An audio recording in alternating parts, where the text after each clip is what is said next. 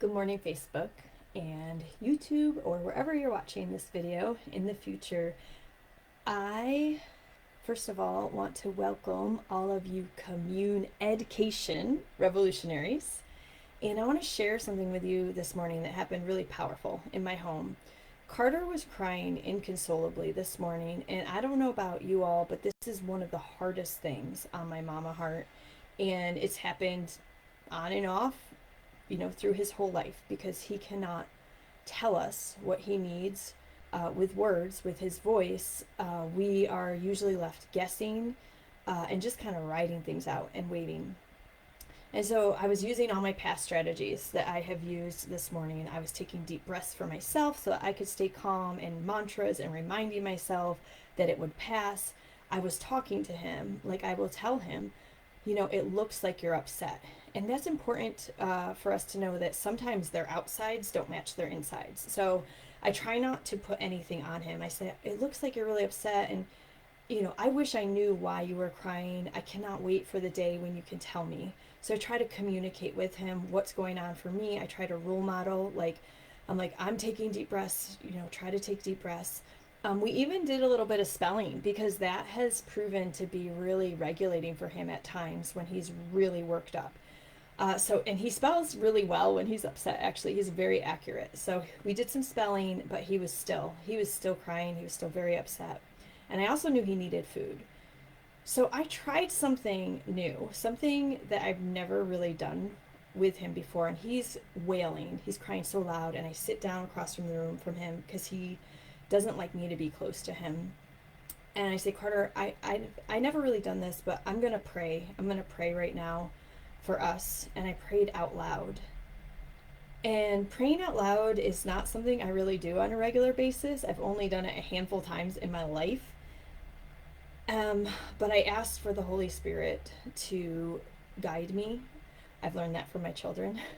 And I asked for the Spirit to enter us. And I asked specifically for Carter to feel peace and to feel calm. And it was incredible. He calmed down almost immediately.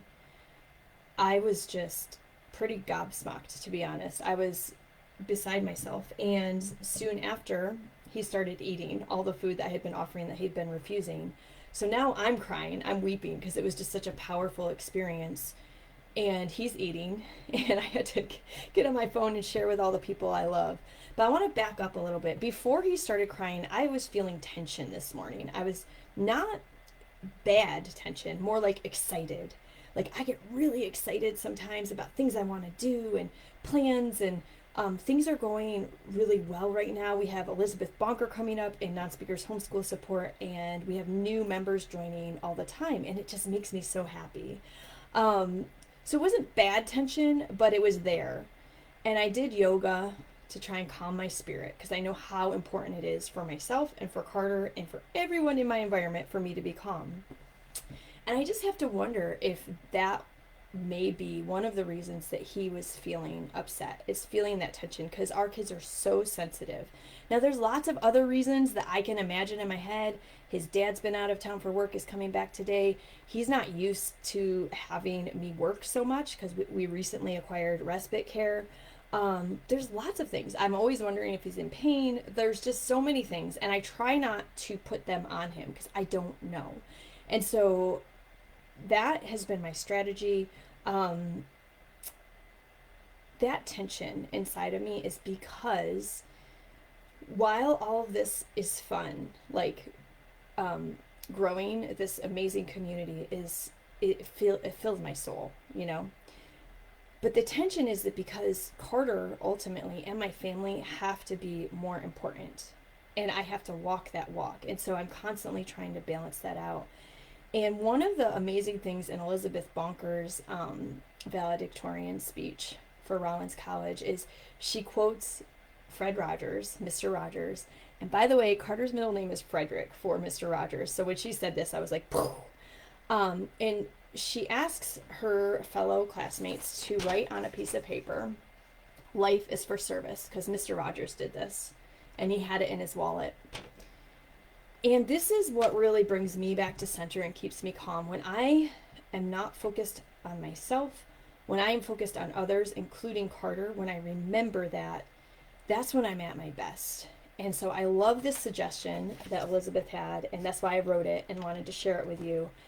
And I encourage you to check Non-Speakers Homeschool Support out and see what we have going on there, because these are the kind of things that we're staying focused on. We're staying focused on what matters most. We're helping people develop the habits and the routines in their daily life that support their child and their family so that they can start thriving and not be in survival mode. And inspiration is like exercise, right? Inspiration is like exercise or eating healthy. It's something we have to do every day.